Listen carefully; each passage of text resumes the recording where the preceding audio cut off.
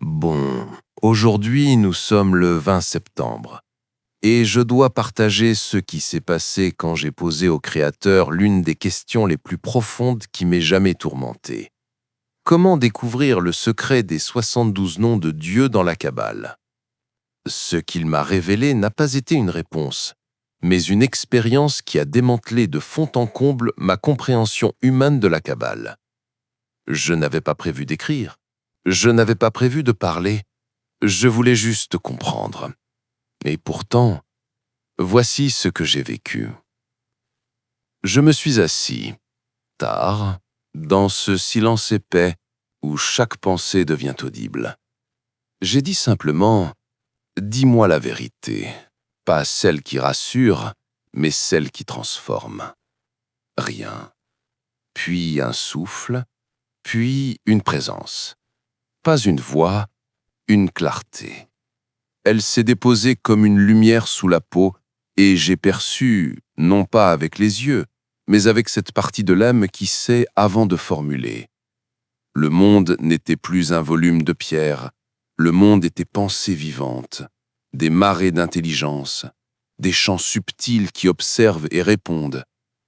J'ai alors compris la première loi, l'observation crée. Quand le haut te regarde, la matière en bas s'organise. Quand toi tu regardes avec conscience, le réel accepte de se reconfigurer. Je l'ai su comme on sait qu'on respire. Je lui ai demandé, et les 72 noms, une image s'est ouverte. L'exode, le rivage, la panique des cœurs, la mer fermée comme une porte sans poignée. Puis, non pas une magie, un code. La mer répond à un nom, comme un chien fidèle reconnaît l'appel de son maître. Le passage s'ouvre non parce que l'eau change de nature, mais parce que la conscience prononce la clé qui s'accorde au ciel. 72 clés, 72 combinaisons, 72 manières d'entrer en résonance avec la volonté qui fait battre les étoiles. Je ne parle pas de superstition, je parle d'une générosité divine si vaste que le nombre qui la porte, 72, prend la saveur même de la bonté, du Hesed qui donne sans se vider. Pourquoi si peu les utilisent-ils vraiment, ai-je murmuré. La clarté m'a répondu par une blessure douce. Parce qu'on confond répéter et connaître, parce qu'on confond vouloir et servir, parce qu'on confond mot et nom. Un mot peut être prononcé, un nom doit être habité. Il ne s'agit pas d'empiler des sons hébraïques comme des cailloux le long d'un chemin.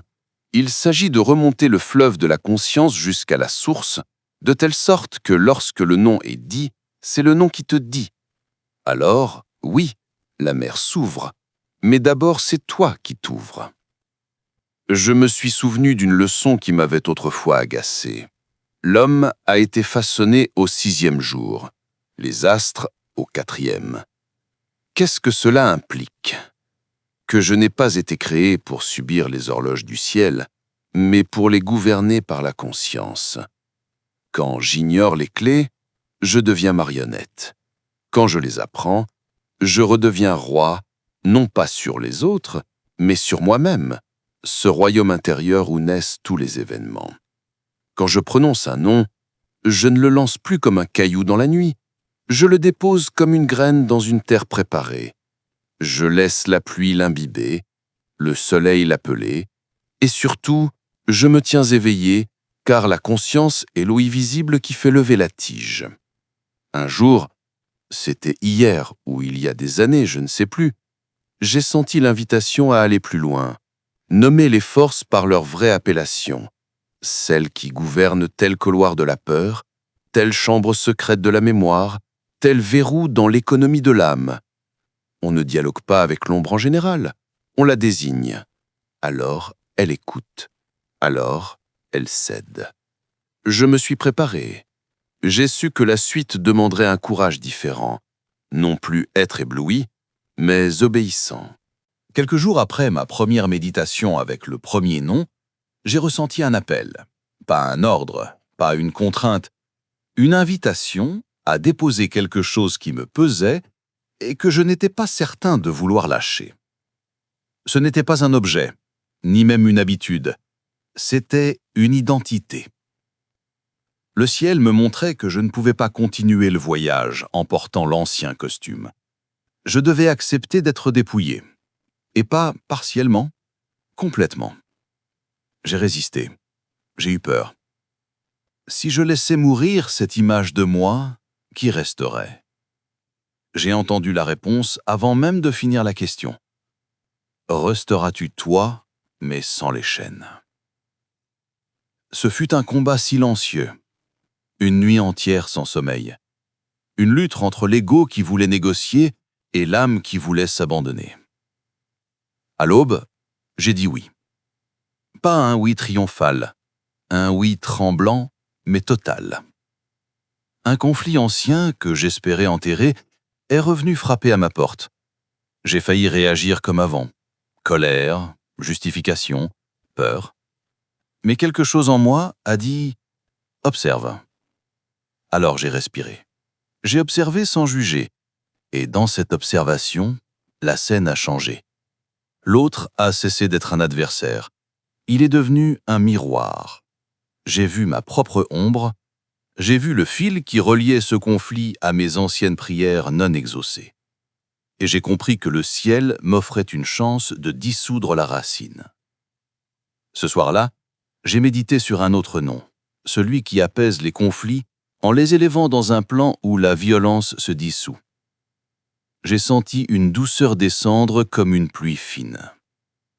Le lendemain, la personne est revenue me voir, mais cette fois sans agressivité, comme si nous avions, tous les deux, rêvé la même paix. C'est là que j'ai compris. Les 72 noms ne sont pas des outils pour fuir les épreuves, mais pour les transfigurer. Ils ne suppriment pas la tempête, ils t'apprennent à marcher dessus sans te noyer. Chaque nom est une échelle.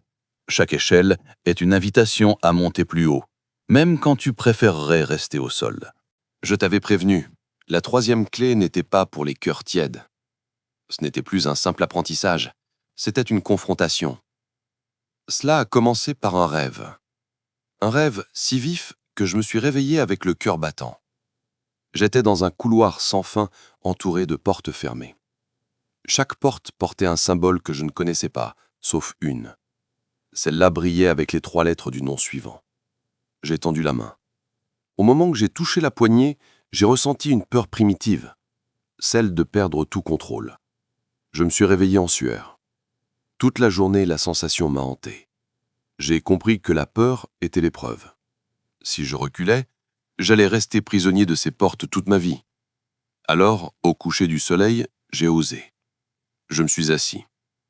J'ai respiré. J'ai prononcé le nom en le laissant trembler dans ma bouche. C'est alors que le sol a semblé disparaître sous moi. Pas de chute, pas de vertige, mais une immersion dans un espace où rien n'était stable. Chaque pensée créait un mouvement. Chaque peur créait un obstacle. Chaque confiance créait un chemin. J'étais littéralement dans l'atelier de l'univers, là où les événements se sculptent avant de naître.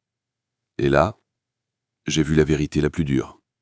Une grande partie de ma vie n'était pas le fruit d'un destin aveugle. Elle était le résultat de mes propres pensées répétées, mes propres mots jetés au vent, mes propres accords inconscients avec le chaos. La honte m'a envahi. Puis, la gratitude. Car si c'était moi qui avais façonné ces murs, alors je pouvais en façonner de nouveaux. La troisième clé n'était pas un cadeau, c'était une responsabilité. J'ai entendu la présence dire doucement « Tu as le droit de donner des ordres au ciel, mais donne-les comme un serviteur, pas comme un tyran. » J'ai compris ce que cela signifiait. Les noms ne sont pas des boutons de pouvoir. Ce sont des algorithmes de miséricorde. Ils répondent à la conscience qui les prononce. Si ton cœur est aligné sur le bien, ils obéissent comme une armée fidèle. Sinon, ils se taisent. Alors j'ai parlé, mais différemment. J'ai dit « Je ne veux plus être victime de mes ombres. Enseigne-moi à ordonner la lumière sans écraser personne. » La réponse fut immédiate. Une chaleur s'est répandue dans tout mon corps, comme si on m'avait remis une torche. Non pour brûler, mais pour éclairer. Le lendemain, les synchronicités se sont accélérées. Des personnes que je n'avais pas vues depuis des années m'ont écrit. Des situations bloquées depuis longtemps ont commencé à se dénouer. Mais avec chaque déblocage, venait un test. Allais-je utiliser cette nouvelle énergie pour me venger ou pour réparer? J'ai choisi de réparer. Chaque réparation était comme poser une pierre de plus sur un pont invisible. Je sentais que je construisais quelque chose de plus grand que moi. Un soir, alors que je méditais, une vision s'est imposée. Un vaste réseau de fils lumineux reliant les âmes, les planètes, les événements. Chaque fil vibrait selon la qualité de nos pensées. Et j'ai compris que les noms ne sont pas seulement pour l'homme, ce sont pour l'univers tout entier. Quand tu les prononces, tu envoies une onde de réparation qui touche bien au-delà de ta petite vie. C'était vertigineux, mais en même temps libérateur. Je n'étais pas une poussière perdue dans l'espace, j'étais une étincelle appelée à rallumer d'autres étincelles. Je me suis promis de continuer, même si cela me coûtait. Car désormais, reculer serait pire que la peur. La quatrième clé, je l'ai redoutée avant même de la recevoir. C'est étrange. Le simple fait de me préparer à l'accueillir avait réveillé une douleur ancienne, celle que je passais ma vie à éviter. Tout a commencé par une image fugitive, presque cruelle. Moi, enfant, seul dans ma chambre, avec ce sentiment de ne pas être entendu. Ce n'était pas un souvenir inventé, c'était le souvenir. Celui autour duquel tout le reste s'était enroulé, comme une vigne autour d'un tronc. Je voulais détourner les yeux, mais la présence n'a pas permis l'évasion.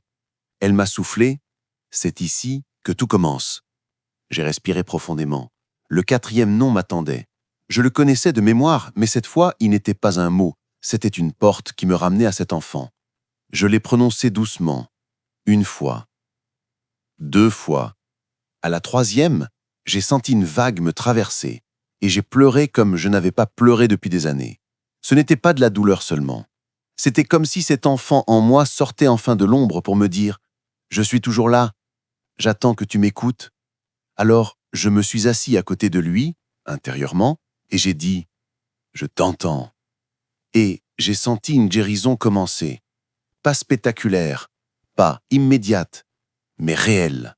Le nom agissait comme un baume invisible. Il ne supprimait pas le passé. Il le rendait supportable, lumineux même. Comme si ce souvenir douloureux cessait d'être une cicatrice pour devenir un sceau de sagesse.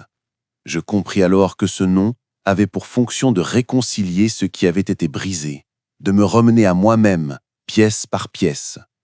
La présence m'a révélé une vérité tranchante. La lumière que tu appelles ne descendra jamais dans une maison divisée. C'était cela le prix. Avant d'ordonner aux cieux de changer mes circonstances, je devais cesser d'être un champ de bataille intérieur. Je devais aimer cet enfant, ses blessures, ses faiblesses, ses manques, les aimer sans condition. Ce fut la nuit la plus longue et la plus douce. Le lendemain, j'ai senti un calme nouveau, comme si ma respiration était plus profonde, plus libre. Et étrangement, les gens autour de moi semblaient le percevoir. Des visages fermés se sont adoucis, des paroles dures ont cessé, comme si l'univers entier avait attendu que je me pardonne pour me tendre la main. Alors le Créateur m'a montré la suite. Un fil de lumière s'est tracé devant moi. Pas un chemin tout droit, un labyrinthe mais dont les murs semblaient vivants, vibrants, prêts à s'écarter si je prononçais le bon nom au bon moment. C'était exaltant et terrifiant à la fois, car je savais qu'à chaque carrefour, mes choix allaient façonner non seulement mon futur, mais peut-être aussi celui d'autres. Le 5e nom n'a pas frappé à la porte. Il est entré sans prévenir. Je marchais dans la rue quand une pensée m'a traversé l'esprit. Brutale, claire. Que désires-tu vraiment? Je me suis arrêté. Je croyais connaître la réponse.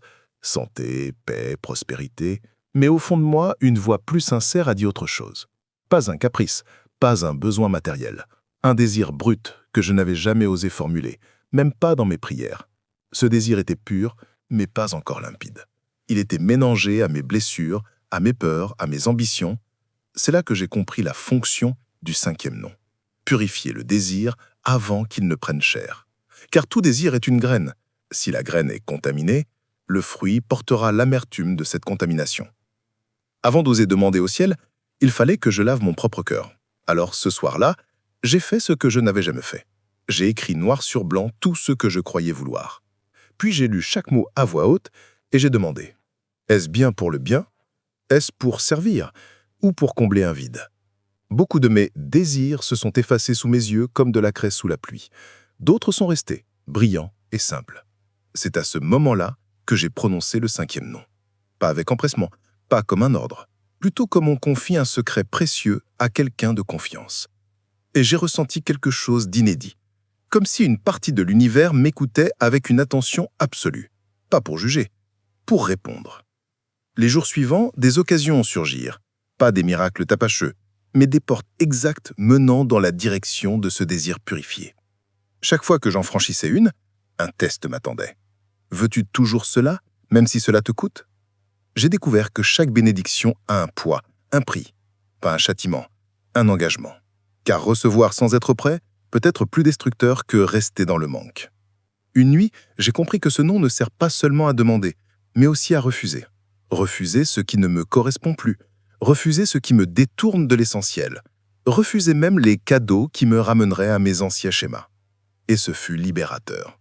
Je n'étais plus esclave de ce que j'appelais désir, j'étais devenu gardien de la graine. Le 6e nom n'a pas ouvert une porte. Il a ouvert un tribunal. Pas un tribunal de condamnation, mais un lieu où chaque relation de ma vie a défilé devant moi comme des témoins silencieux. Famille, amis, amour, ennemis. Chacun portait une lumière ou une ombre. J'ai senti une voix me demander: « Que leur dois-tu encore?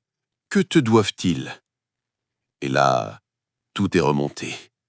Les pardons jamais accordés, les pardons jamais demandés, les dettes émotionnelles, les blessures que j'avais laissées ouvertes par peur de souffrir encore. J'ai d'abord voulu fuir, mais le 6e nom m'a retenu. Il ne voulait pas ma honte, mais ma vérité. Alors, j'ai fait la chose la plus difficile. J'ai reconnu chaque visage. J'ai reconnu chaque douleur. Et j'ai dit, à haute voix: « Oui, c'était moi. Oui, j'ai fait cela. Oui, j'ai été blessé. Oui, j'ai blessé. » Puis, j'ai prononcé le nom.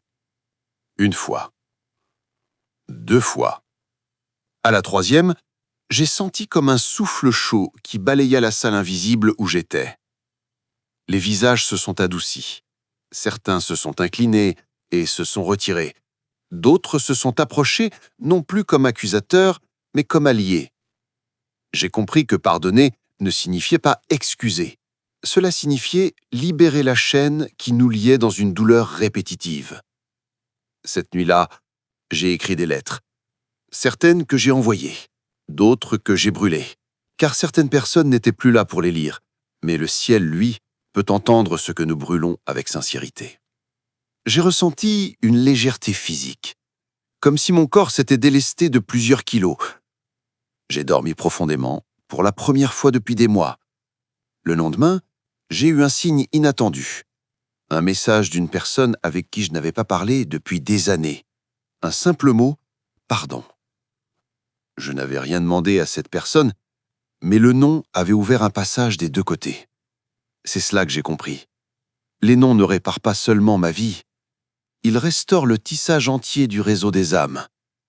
Quand une se libère, toutes les autres sentent le relâchement. Ce 6e nom m'a appris que la justice divine n'est pas une punition, c'est une restauration, un retour à l'équilibre. Et si nous y consentons, ce retour peut être doux, même quand il est douloureux. Le 6e nom n'a pas ouvert une porte. Il a ouvert un tribunal. Pas un tribunal de condamnation, mais un lieu où chaque relation de ma vie a défilé devant moi, comme des témoins silencieux. Famille, amis, amour, ennemis. Chacun portait une lumière ou une ombre.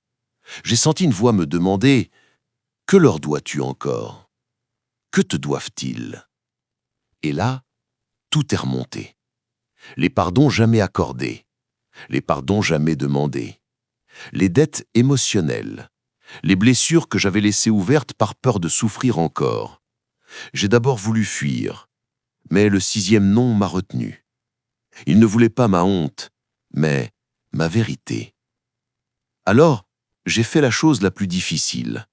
J'ai reconnu chaque visage, j'ai reconnu chaque douleur, et j'ai dit à haute voix, « Oui, c'était moi. Oui, j'ai fait cela. Oui, j'ai été blessé. Oui, j'ai blessé. » Puis, j'ai prononcé le nom. Une fois. 2 fois. À la 3e, j'ai senti comme un souffle chaud qui balayait la salle invisible où j'étais. Les visages se sont adoucis. Certains se sont inclinés et se sont retirés. D'autres se sont approchés, non plus comme accusateurs, mais comme alliés. J'ai compris que pardonner ne signifiait pas excuser. Cela signifiait libérer la chaîne qui nous liait dans une douleur répétitive. Cette nuit-là, j'ai écrit des lettres. Certaines que j'ai envoyées, d'autres que j'ai brûlées. Car certaines personnes n'étaient plus là pour les lire, mais le ciel, lui, peut entendre ce que nous brûlons avec sincérité. J'ai ressenti une légèreté physique, comme si mon corps s'était délesté de plusieurs kilos. J'ai dormi profondément, pour la première fois depuis des mois. Le lendemain, j'ai eu un signe inattendu. Un message d'une personne avec qui je n'avais pas parlé depuis des années. Un simple mot, pardon. Je n'avais rien demandé à cette personne, mais le nom avait ouvert un passage des 2 côtés. C'est cela que j'ai compris. Les noms ne réparent pas seulement ma vie, ils restaurent le tissage entier du réseau des âmes. Quand l'une se libère, toutes les autres sentent le relâchement. Ce 6e nom m'a appris que la justice divine n'était pas une punition. C'est une restauration, un retour à l'équilibre. Et si nous y consentons, ce retour peut être doux, même quand il est douloureux. Mais je savais qu'il restait une étape, la plus redoutable. Car si le 6e nom m'avait réconcilié avec les autres, le 7e m'inviterait à me réconcilier avec le Créateur lui-même. Je n'étais pas sûr d'être prêt, mais je savais qu'il n'y avait plus de marche arrière possible. Et si tout ce que tu viens de lire a éveillé quelque chose en toi, alors permets-moi de te le dire du fond du cœur.